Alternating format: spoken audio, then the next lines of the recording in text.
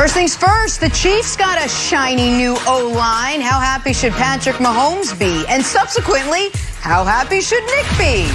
The Lakers got AD back, but still can't find a way to win.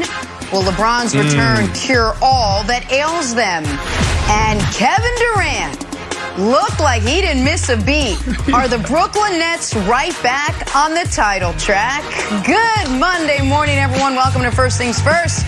We welcome back our guy Nick Wright, Brandon Marshall, Kevin Wilds. I got two words for you, Brandon. Brooklyn Nets, buddy. I got two words for you. Told you. Let's go, baby.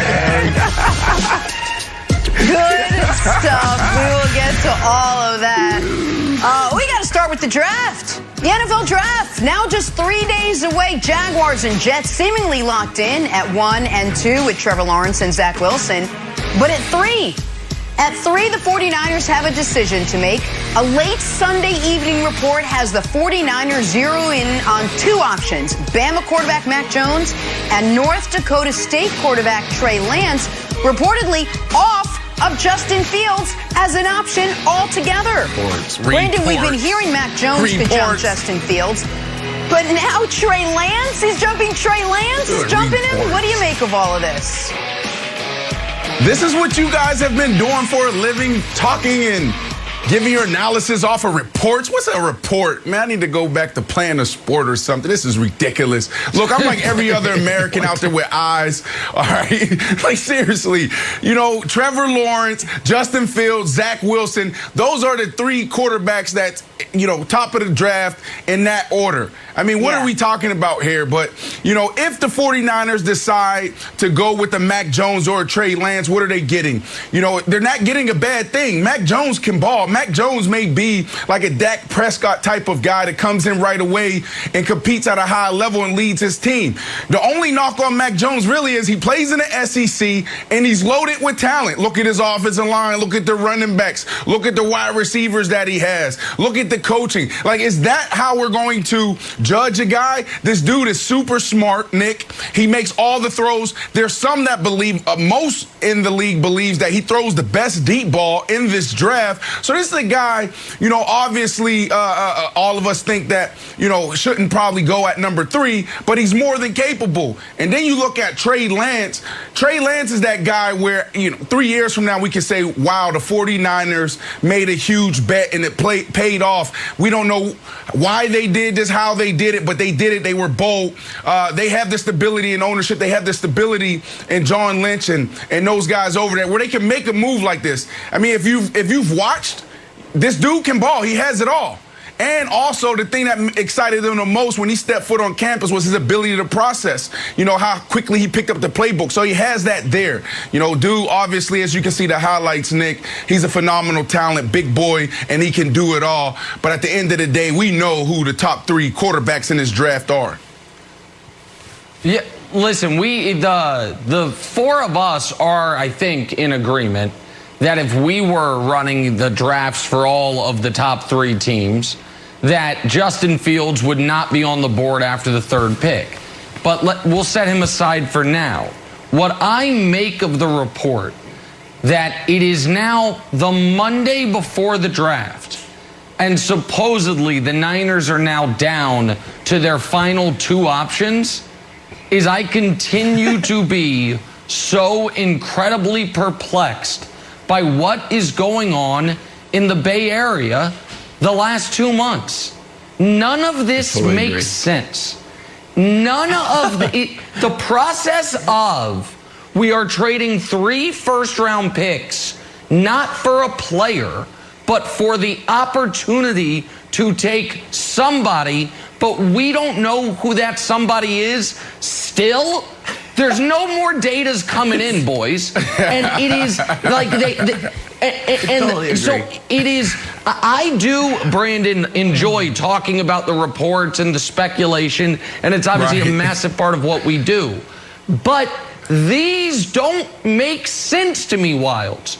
I have tried for 6 weeks to reverse engineer the Niners' thought process, taking these reports at face value, and I can't do it. I can't figure out how you get from we've got to move up to 3. Why? Do you have a guy you love? No. Do you know who you want? No. Is there a guy? No. We just know the 3rd pick's going to have massive value. It doesn't make sense to me. And the other wrinkle to this, Wilds, that applies, and I know it's not this conversation here, but to your Patriots, is the one thing that they could have done, even not knowing which quarterback they're taking, is trade away the quarterback they currently have, and they haven't done that either. So I really don't know what's happening here. That's what I make of it. I don't know what they're doing. That's right. It's the Niners are confused, and it's masquerading as shrewdness. And what it reminds me, Nick, of is an episode of The Bachelor. The Niners wanted to get on The Bachelor. Like, we want to get on The Bachelor. We want to find our future. Who is it going to be? We don't know. We don't necessarily care. Justin Rose, I'm sorry, you got to pack. Justin Fields, you got to pack your bags and go home now. It's just between Trey Lance and Mac Jones. And Nick, I'm glad you brought up the other hot piece of news. Oh, it's sizzling hot out of Peter King's latest column. Ooh, you know what it is. You thought it was going to be a first-round pick. Can we show the full screen Titanic? It won't surprise me if the Niners make Jimmy G more available than he's been. In other words, instead of trying to get a first-round pick for him, maybe considering taking a 2 for him. I wonder if the Patriots would deal the 46th pick in the draft or their second rounder in 2022 for their old friend. So, Nick, making this even more confusing is the fact that Jimmy G has just been quietly on the sidelines. And I think the Niners are sadly mistaken if they're going to bring in the number 3 pick in the draft and think that Jimmy G is just going to nicely mentor this person. I think Jimmy G is out of there, and I think the Niners need to draft somebody that's going to be ready to start week 1. And here's the other thing, Brandon, that I think is worth reminding the audience. Why is Mac Jones considered a potential top 5 pick? And I know you're a little higher on Mac than me, and you've been nicer about his NFL potential than I've been. But the reason he is considered a top 5 pick is because the Niners traded up. Prior to the Niners trading up, nobody was saying Mac Jones could go 3. Mac Jones could be the 3rd quarterback taken. So it's like they created a market for him when we know what it would have cost for them, for example, Brandon, to trade up to 6, because 12 and 6 were traded for each other afterwards. 1 future first-round pick. So if that's the guy you wanted, when Miami was sitting at 3, Miami wasn't going back-to-back first-round picks, Alabama quarterbacks. I don't think Atlanta was ever looking at Mac Jones. And Cincinnati's got their quarterback in Burrow. So I can't wrap my mind around the process here if the answer to it is Mac Jones. But do you see why I say, I hate reporting? Look what it's doing to you on live television. You're like, I just don't understand it. You're using words like perplexed. Yeah, it's melting your brain. That's why. Can we just deal with facts, please? You know what I'm saying, Jenna? Like, why do we have to play this game? Nick is right. Obviously, go ahead.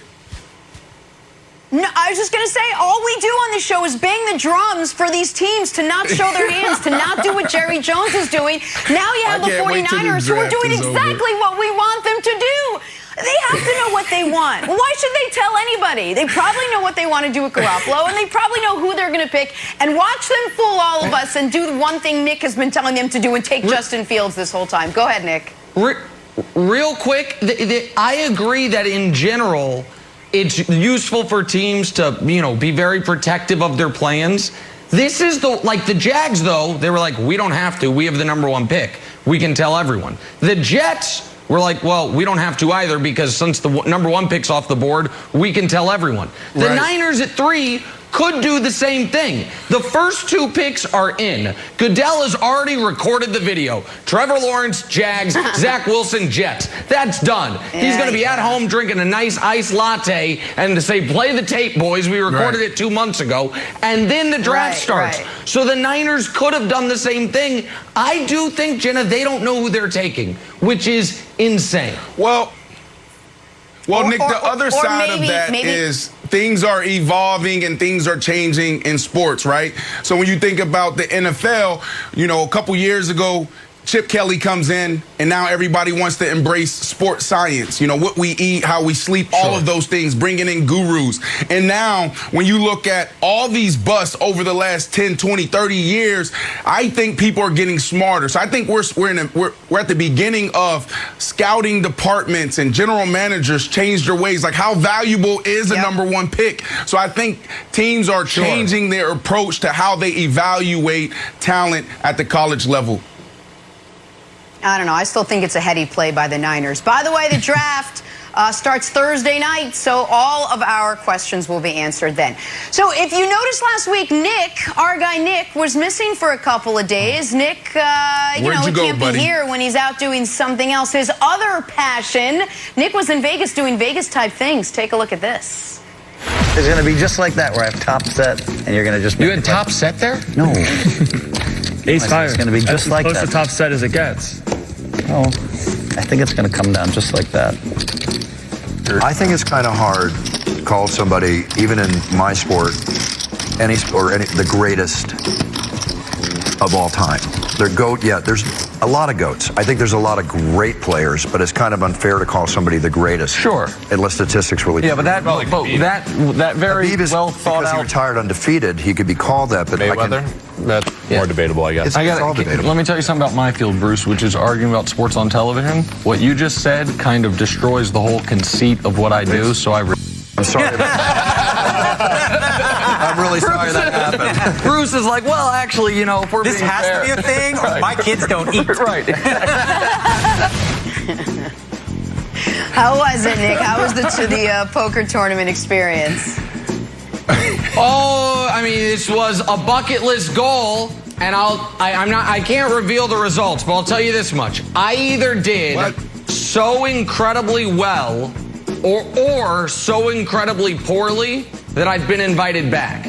I've either been invited back to give back the money I won, or because I lost so much that they're like, okay, bring this fish back. Bring this idiot back. Let him dump off more money.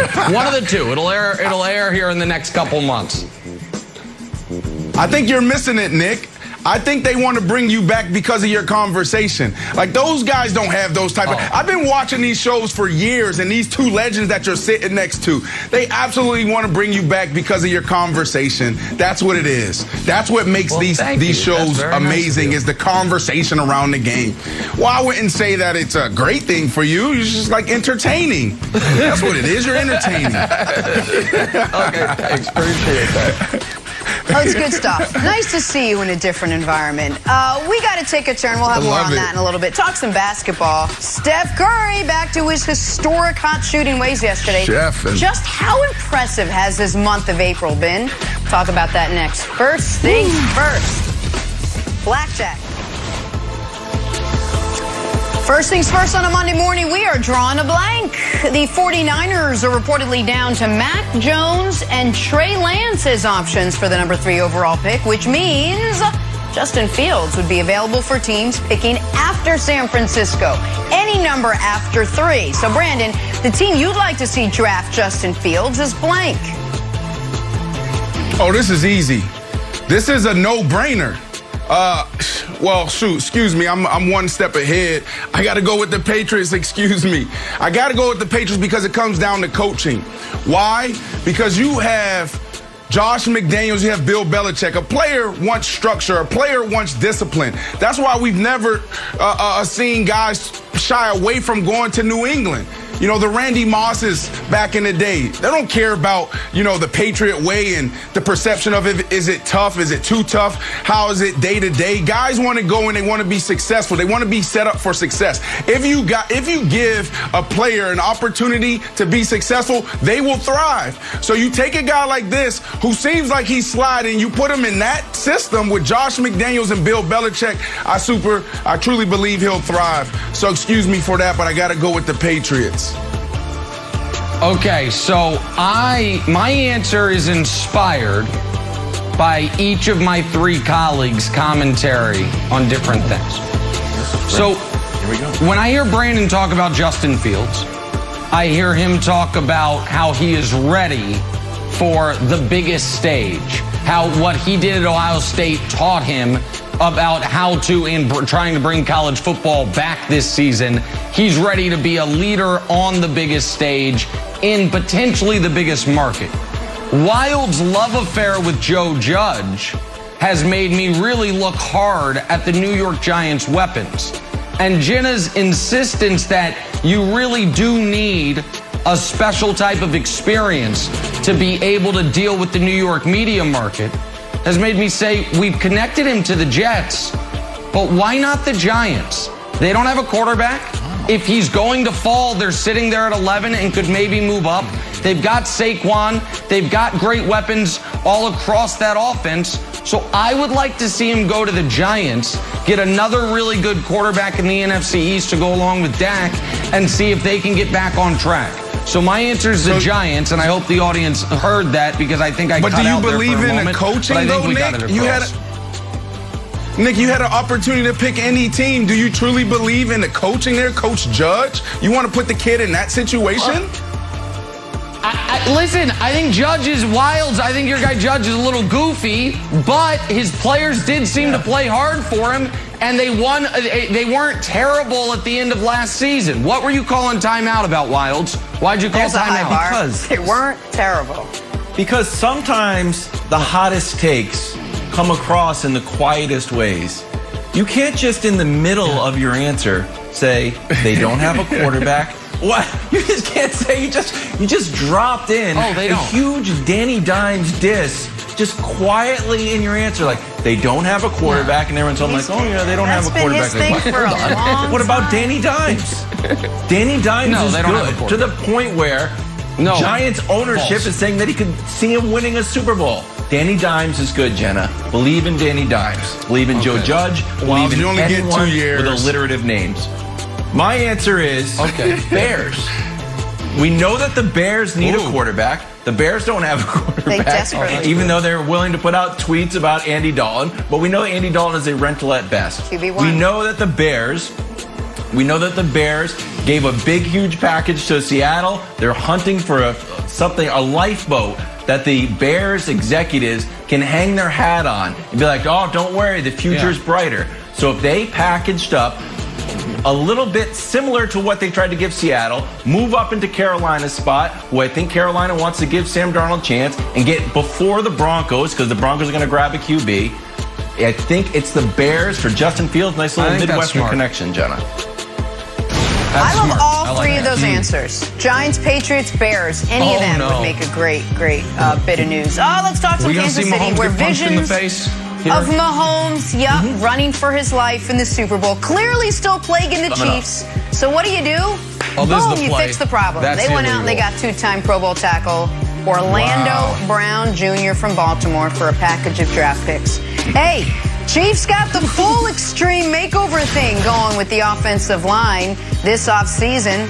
Look at that shiny little graphic we put together there. Wow. Brandon, the Chiefs' acquisition of Orlando Brown Jr. is blank. Okay, here we go. I got excited at the top of this segment, and I went with this answer. No-brainer. Nick, this is a no-brainer. When you have Patrick Mahomes, the best quarterback, in the sport today. You have to protect him. I don't care how good he is. I don't care how smart he is. I don't care about the weapons he have around him. When you look at the wide receivers and you look at the tight ends, if this dude can't stand upright, then you're just wasting your investment in him. So for them to go out there after watching them in the Super Bowl and him getting just destroyed and bolster this offensive line with these guys says a lot about this team. They're smart, they understand it, they get it. So this is a no-brainer. You have to protect not only your best asset on your team, but the best asset in the National Football League. So this is a no-brainer, Nick. And I'll add to that graphic we just showed, the Chiefs also have 2 offensive linemen coming back from COVID opt-outs. The doctor, Laurent Duvernay-Tardif, and their 3rd-round pick out of TCU, Lucas Yang, who when he was in college, Chase Young said that was the best offensive lineman he ever played against. They didn't have him last year. But my answer is this is utterly perplexing. Not for the Chiefs, but for Baltimore. The hell are the Ravens doing? Over the last 4 years, who has the 2nd best record in the AFC? The Ravens. Who is the best? The Chiefs. Since Lamar's taken over, who's the only team Baltimore's played more than once and never beaten? The Chiefs. Why is the 2nd best team in the conference giving the best team in the conference help at the most critical position? And by the way, for the equivalent, once you do the math on all the draft stuff, like the 35th pick of the draft. It makes no sense to me why Baltimore did this. I don't get it. Eric DeCosta is a smart man. He's done a great job. 1 to 4 and a 5? Why? Oh, but we got a 2 back. That's what they. We got it like a. Yeah. But we got a 2 back, so it ends up being like the equivalent of the 35th pick. Trade with anyone other than the Chiefs, Baltimore. I don't get it, Wild. So I'm happy for Kansas City, but I don't know why Baltimore's trading with the Chiefs. Well, my answer, Jenna, is GM highlight reel. Football is a beautiful game, but some of the most influential plays don't happen on the field. They happen in the boardroom. So now, thanks to the Chiefs, we have some highlight reels of Brett Veach looking cool, making things happen. Usually it would just be a tweet from Schefter or Glazer or something, but now we get a visual representation of what it looks like to make a highlight. So good job, Chiefs social media. He's got better highlights than Brady's backup down there in Tampa. I can't even remember his name now. All right, time for the weird and the wonderful from this weekend. How about Madison Bumgarner throwing 7 innings of no-hit ball? Pretty wonderful, but not wonderful enough to go down as an official no-hitter in the shortened doubleheader game. And not wonderful enough for KW. Wilds, what do you got for us? For the record, I'm counting that as a no-hitter, even if no one else does. Okay, moving on. Yankees, Indians. Aaron Hicks hits a home run. A fan with a nice catch out there. Here's the thing. The fan has a monstrous glove. I guess he brings his glove to all the games. He's caught 20 home runs. It's a huge glove. So I'm putting all the other Cleveland fans on notice. If you know this guy with the huge glove is out there, someone's got to one-up him. We need someone to get a bigger glove than this. Moving on to the wonderful Diamondbacks Braves. Look, I caught Austin Riley fly ball. A fan with a normal-sized glove doing it the right way catches it. Cole Calhoun, all-time great name for a race car driver, says, you know what, kid?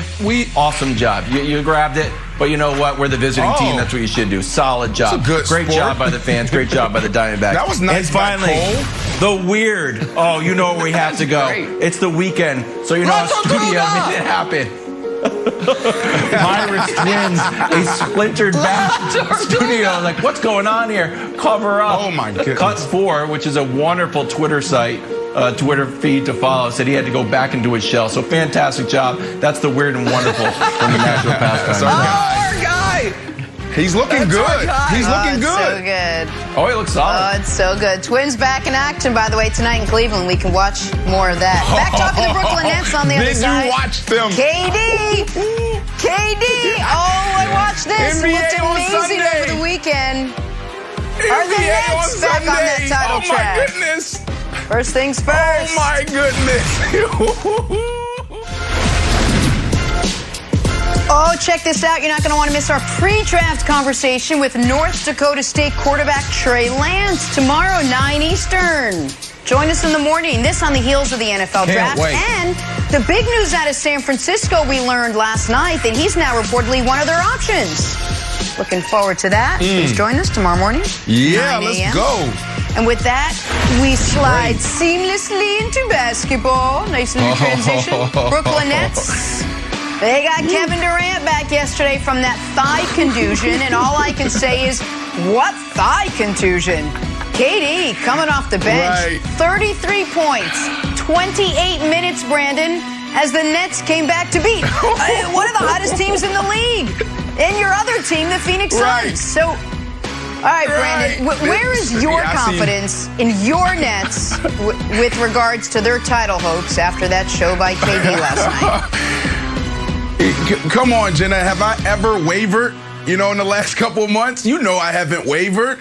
Look, it's exactly where it was back in November. Well, Brandon, the season didn't start till December. What are you talking about? Well, when James Harden said, I want to get out of Houston and I want to go to the Brooklyn Nets, and we started that debate, I said, oh boy, if those three get together, it can be over. It will be over. And so it hasn't wavered since that moment. Like this team, those three together, they checked the box. They answered the question, who's willing to sacrifice? Well, all three are willing to sacrifice. I know it's a small sample size, only 7 or 8 games, but they've shown us when they're on the court what they're willing to do. What is James Harden going to do? He can't play off the ball. Well, he goes to point guard. Right? Like, think about all those things that we were questioning before the season, and in the small sample size, they already answered it, and they're sitting at the top of the East. Look at last night, Nick. Like, if last night doesn't give you the confidence or even scare you on how good this team is, I don't know what is. If you watch the game, Kevin Durant didn't play the first quarter. What was happening? Yeah. Kyrie Irving was doing everything he could to keep the team close. And they stayed close. Right. But if you were really watching the game, you was like, man, any minute, any moment, the Suns are about to pull away and separate. Like it wasn't, you felt it. And then all of a sudden, 8 minutes left in the second quarter, Kevin Durant comes into the game. He checks in. I think Doris Burke may even said, I think that's Kevin Durant going to the scores table. The whole energy changed in the whole arena. And then all of a sudden he comes in, and from that moment on, they were in full control. And they show who they are. Right. And that's with 2 of the 3 big 3. Like, come on, man. Like, if last night didn't show you how awesome this team is and give you the confidence or scare you, I don't know what will. Okay, so a few things. One is KD was sensational. And KD is an unstoppable offensive force, and the ease with which he gets buckets is it's not quite unprecedented in NBA history, but it is damn close to unprecedented. And there is no one in the league that matches up with him. Nobody. There is not a player in the league, it's like that guy will slow KD down. You just have to go into a game, say he's going to get 30. What can we do with the other guys? So, and he showed you that last night in his first game, full game back after dealing with the Charlie horse, the thigh contusion that kept him out for a few games. But before I give my thoughts on this game, I have a little, I must admit, Brandon, I'm a little confused. Because while I wasn't here last week, the good thing about these shows is they are broadcast on television. I was able to watch them. I was going to. Last week, I do think I was about to bring it up. You said, I'm finally going to admit I'm a little concerned. And so now you're like memory holding that. You're like, nope, same place I've been the whole time. Well, there was a slight dip in your confidence level last week because James Harden's going to be out for the rest of the regular season. And now it's back to where we need it to be, right? Am I wrong? Tell me. I don't want to put words in your mouth. Tell me if I'm wrong, if I missed translation. No, you're right. I had to answer the question is because KD just went down. So I said, yes, I am a bit concerned and frustrated because we want to see all three together. But how I ended, and correct me if I'm wrong, Jenna and Wilds, I said, but this is what sports is. You have to deal with what you're giving. And right now, they're dealing with health issues. So they have to embrace it, and they'll be fine. Like, the reality is they're going to go into the playoffs because they're only, they only have 11 games left, and we're not going to see them build the chemistry and continuity needed to be a really good team, like one with a lot of confidence. So that's what I said, Kevin. Correct me if I'm wrong. Okay, no, well, I mean, you played both sides of it. You also said, quote, "Thank goodness Nick is not here, so I can finally admit that I'm nervous." But we'll delete that from the First Things First archives. He mentioned that multiple times. Nick, you know I'm a narratives guy, and I love a good comeback story. There's nothing better in sports. But there's a certain point where I'm like, you know what? Let's ease back on the comebacks. I'm a little comebacked out, like, KD back from his Achilles, he gets 22 points. Fantastic. Hold on a second. KD back from his hamstring, 5 for 5. KD. What was that? KD back from his Charlie horse, scores 33 points. Just enough. When I got that many comebacks, it's a cause for concern. Like in the Jordan flu game once, you'd be like, Jordan, he's sick again, more flu. Influenza bug got Jordan again in the playoffs. Like, what's going on with this guy? A whole lot of flu. So I'm happy to see KD on the court, Nick, but my happiness is tempered with the fact that we're talking about his third comeback this year. So that's totally fair and legitimate, and I hope Durant is healthy the rest of the way, because I don't know if Harden's going to be healthy the rest of the way. Those soft tissue hamstring injuries can linger, and this is a player who has been such an Iron Man in his career. I actually think it kind of works against him now because he doesn't have a history of missing time and coming back. So they obviously need KD to stay healthy the rest of the way. But I'm going to tell you the best thing and the worst thing from the Nets yesterday and over the weekend. The best thing is Philly stumbled. And I have been consistent on this. The 1 seed desperately matters. And Brooklyn, after that bad last weekend before, when they lose the game that I didn't think they should have, they almost came back against Philly and then they didn't, and they had lost a couple days prior. All of a sudden, they were the 2. Now, I still think Philly, because of the tiebreaker and the schedules down the stretch, is going to catch them. But right now, Brooklyn's the 1 seed. And that 1 seed, I promise, is going to matter because Milwaukee is going to be a better version of itself this postseason than last postseason.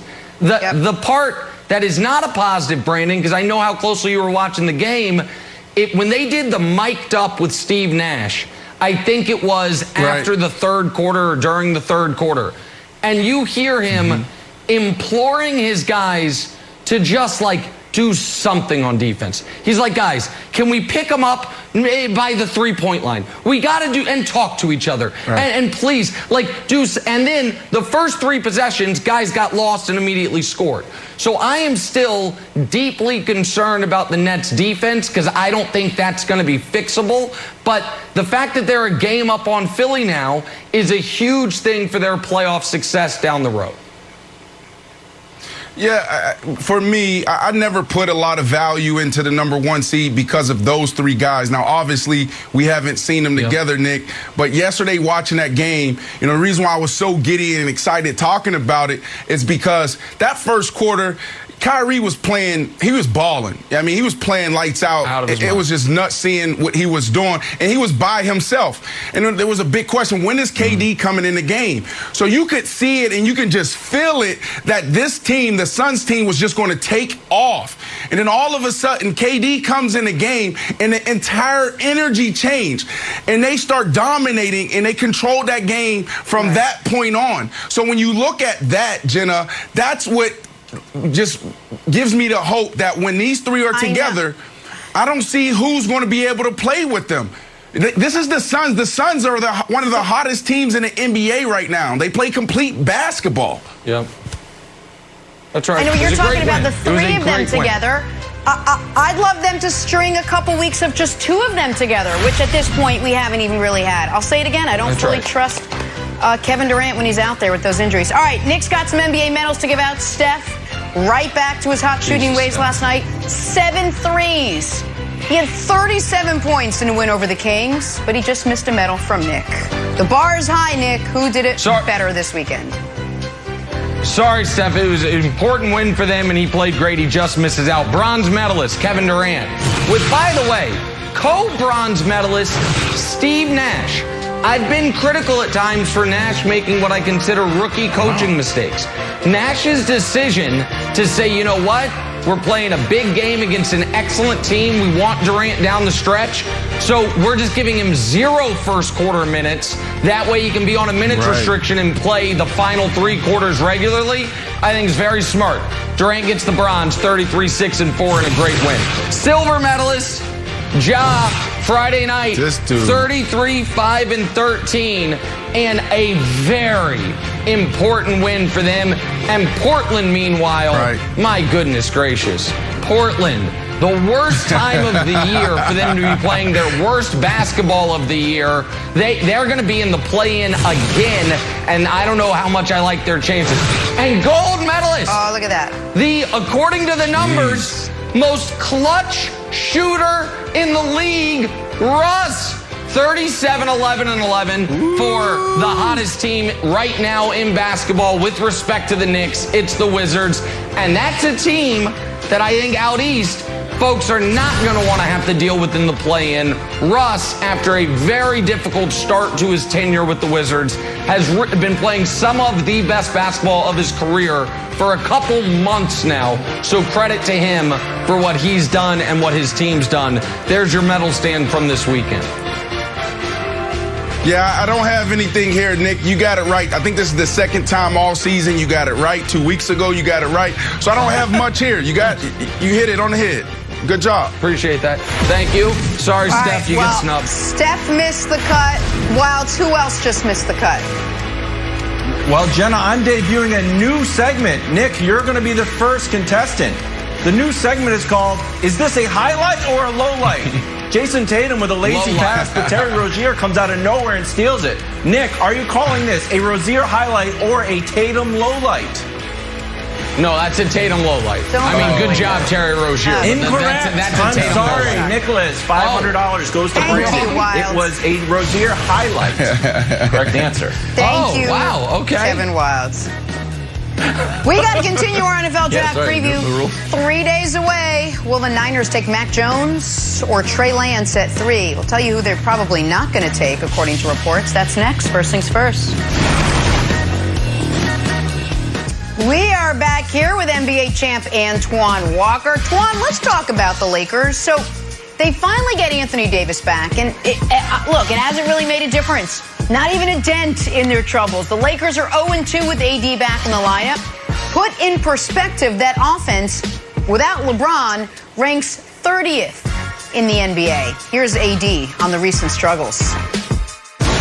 You know, it's frustrating for me because I know the position we're in, and I mean, it's a rhythm thing, and not being able to play in 9 weeks, 30 games it's tough. It's like we're starting over, with the guys, and just trying to find a connection with these guys again. They're trying to find a connection with me, so it's like we're starting from zero, which is tough, so late in the season. But it's something that we have to figure out. Like I said, with no practice time, I had one practice, so the rhythm comes from the games, and you want to be able to win those games still, but you got to try to figure it out on the fly, which we're with. All right, let me pluck a little bit of good news out of all of this. A report that LeBron may return from his high ankle sprain as early as this week. So, Antoine, will LeBron's return solve all the Lakers' problems? It won't solve all the problems because AD has to get back to playing basketball at a very, very high level. Obviously, we know he's missed a ton of time. This is what we was afraid of. That he was going to come back really rusty. It's going to take him a while to get back into it. I like the fact that he came back early. He still has plenty of games to get his rhythm back. But I said this in the beginning when both of these guys went down. They were going to slide down the Western Conference and put themselves in a very tough position. They're a game and a half from being in the 7th, 8th spot. And now they need LeBron to come back because seeding is important. I mean, obviously the teams at top don't want to play them, want to play the Lakers in the first round. But right now the Lakers are sliding. They're not playing very good basketball. AD's going to probably need all these games to get his rhythm back. Now, what I did like is his aggressive state the second game more than the first game. He was 5 for 19. I like the fact he was aggressive and trying to score the basketball, and they need that from him. But right now, they do need LeBron to come back. I think we're giving him too much of a slide scale because LeBron has been so great in the past throughout the playoffs and been able to dominate. And we believe that LeBron's going to come back and just be this superhero. But they got to get back to playing good basketball. It's a lot of good teams in the Western Conference that are playing really, really well and that are not scared of the Lakers anymore. They're not scared of the Lakers. They're going to give them a tough battle. No. And now you're talking about a very tough route to get to the NBA Finals if you got to go from the 8th spot. Okay, well, they're not going to have to go from the 8th spot. But the loss to Dallas on Saturday was their worst loss of the season.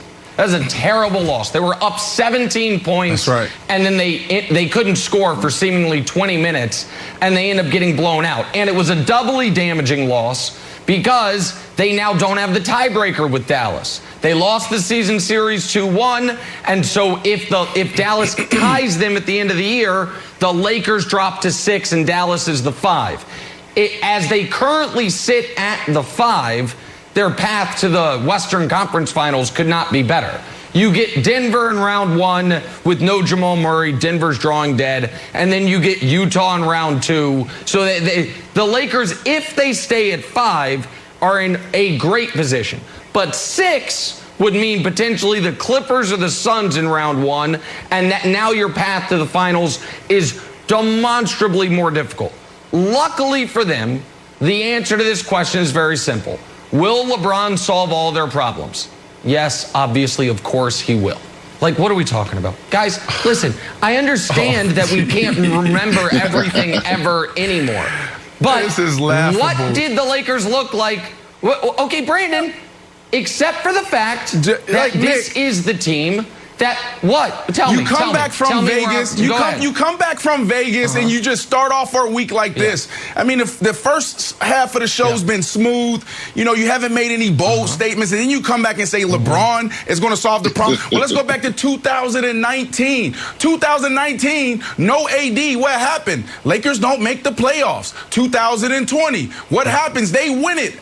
Now, there's so many things that go into them winning it, the team that they had, the situation. But AD played sensational. Go in the bubble. AD ascended to a position where we were saying, is he the best player in the NBA today?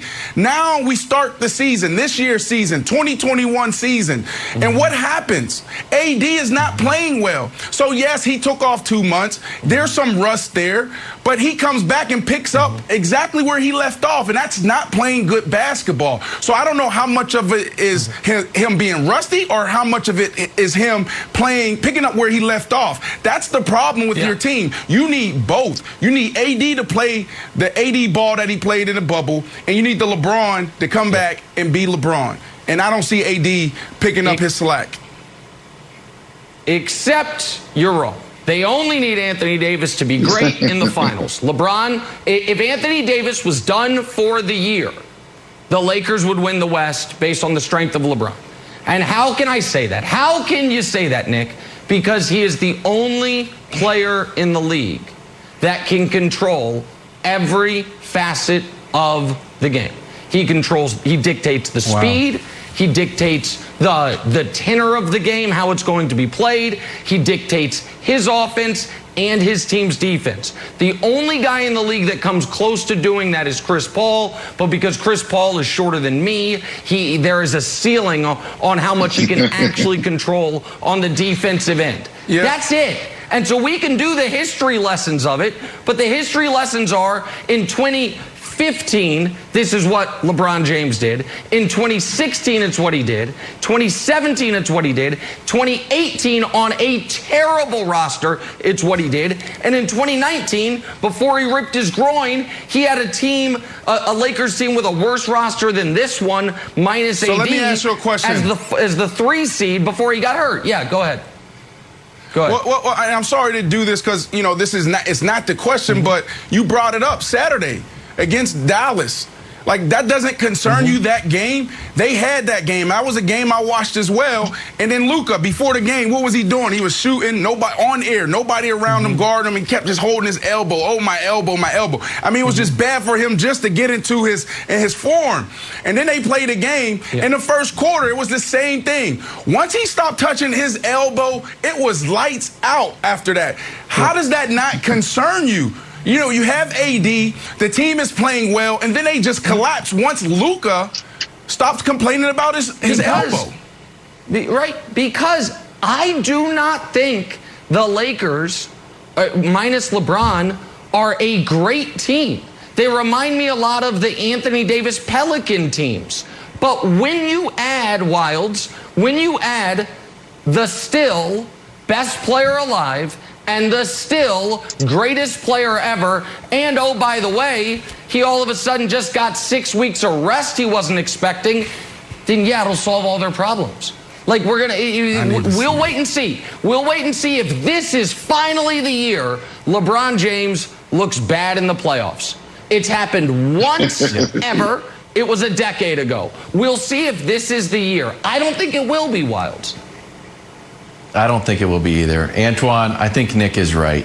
I don't think anyone on the West wants to play LeBron, and I think every team in the East is hoping that someone takes LeBron out on the way to the finals, because the Nets don't want LeBron, Embiid doesn't want LeBron, Giannis doesn't want LeBron. And I don't know how many pieces you can subtract from the Lakers until a team will be like, oh yeah, you know what, we want to play LeBron. Anthony Davis at 50%, still want to avoid them. Oh, let's say Schroeder wins the lottery and he decides to move. I'd still be afraid of them. I would be afraid of the Lakers regardless. LeBron in the bench and Kuzma, it doesn't matter. LeBron is still the answer. I think Nick is right, and I think every team wants to avoid them, Antoine.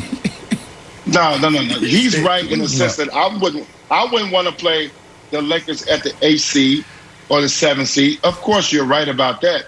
But the Lakers are not the same team they were last year that won the championship. Anthony Davis is not playing at the level that he played at in the bubble. He's got some time, obviously, to get there, but he's not the same player. He did not start the season off the same way, and he's not the same player. You're banking that LeBron James is going to be this superhero and come back, and everything's going to be different. Their team is different. They don't have Rajon Rondo. They don't have Dwight Howard. They do not have JaVale McGee. Those guys were huge in them winning the championship. I got to see it to believe it. I got to see other guys step up and make plays. They also had Danny Green to add to that equation. These other guys, I don't like to pick up with Wes Matthews. He's had a horrible season. KCP3 has not been consistent all season long. Dennis Schroeder's had a great year. Montrezl Harrell has been consistent off the bench. But they don't have the same team that they had that they won the championship last year. And those guys are not playing well.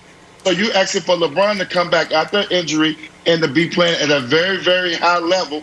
And if he continues to sit out, I'm telling you, you got to come back and play some game. And hopefully he do. But I don't want to. You are right, Wiles. You are right, Nick. You do not want to play the Lakers at the 7th or 8th seed. They're too good, and I don't want to go against LeBron there. But they're not the same Laker team. They're in for a little trouble to get to the finals. And we're also assuming that AD is going to be healthy throughout the playoffs. Last year, it was every other quarter he was falling with something, and we thought it was over. Falling down at the scorer's box, holding on to his Achilles, holding on to his calf. LeBron James walking past him in frustration like, come on, man, toughen up. This weekend, we thought it was over again. You see how he responded when somebody touched his calf? He just hopped in the air like it's like something. Right. Everybody was like, oh, no, not again. So, you know, that's us assuming that AD is going to be healthy and fine. It seems like any minute, Jenna, he can go down and it could be over. I know. No, it's like the way I watch figure skating. I'm always so stressed out someone's going to fall. That's how I feel about Anthony Davis. By the way, Lakers will see AD what he can do. They're back in action tonight in Orlando. We head out west. Chef Curry cooking again. How impressive has this month been? We'll break that down for you next. First things first. Figure skate. All right, time for stories to start your morning. Sponsored by Ram Trucks, built to serve. So this is how this is how the draft will most likely go. Jags and Jets seemingly locked in at 1 and 2. Trevor Lawrence and Zach Wilson. But at 3, the 49ers have a decision to make. A late Sunday night report has the 49ers zeroing in on Bama quarterback Mac Jones and the aforementioned quarterback Trey Lance. So, Brandon, we've been hearing Jones could jump Justin Fields, but now Trey Lance as well. What do you make of all this? Oh, my goodness. Look, it's been hard for us the last couple years as a country to be on the same page with certain topics. This is one of those moments where we're actually all seeing this the same way. I think America knows the top 3 quarterbacks in this draft. That's Trevor Lawrence, Justin Fields, and Zach Wilson. After that, there's some interesting quarterback prospects there. But here's the deal. If this report is true, okay, then what are you getting out of a Mac Jones and what are you getting out of a Trey Lance? So Mac Jones, the only knock on this kid is that he played in the SEC and he was surrounded by talent. Why is that a knock? So, hey, high school kids out there, all you quarterbacks out there dreaming to go to the SEC, play at Alabama, play for Nick Saban, don't do that. Because if you win and you ball out and you're accurate and you're super smart, all they're going to do is say that you're not capable, that it was everybody else, it was the others. All I know is the quarterback got to go out there and they got to operate. The quarterback is the most important part to me when it comes to football. So this kid has it all. I talked to Devontae Smith. I shared this before. Devontae Smith, this dude, he got it all, Brandon. So what makes this dude special? The first thing he said was he's borderline genius. He sees it before it happens. The guy has the arm talent, Nick. There's a debate that he has the best deep ball out there. So why are we knocking this kid? And then when you think about Trey Lance, I think in a couple years, if the 49ers was to make a move like this, or anybody at the top of the draft, we'll be looking back and saying, you know what, that was bold and it worked out. Because this kid pops, everything pops. In December, January, I had the opportunity to have Trey Lance and Justin Fields training here at House of Athlete for about a week or two. And those kids, it just pops. Trey Lance, his smile pops. His demeanor pops. On the field, the ball pops. Everything pops. And the thing that you need, the question is, does he have it up here? What's his mindset? And to me, he has it just hearing all the things that's coming out of campus and the guys around him. So, this is an interesting conversation. But at the end of the day, the top of the draft doesn't change to me and Trevor Lawrence, Justin Fields, and Zach Wilson. Well, I agree with you that also would be my big board, so to speak. But it would appear at this point irrelevant to the Niners and certainly irrelevant to the Jets, who have zeroed in on Zach Wilson for the last couple months. But I am sitting here and I've finally, it's taken me a month or so, Wilds, come to this conclusion. The Niners are bleeping with all of us just because. They've figured out who they're taking before they did not trade 3 first-round picks on speculation. They made their decision 6 weeks ago. And everything since then there must be side bet, trading places style wagers. But instead of Mortimer, it's John Lynch. And he and Shanahan are like, let's see what we can get Rap Sheet to put out today. I'll bet you I can get this in Peter King's last mock.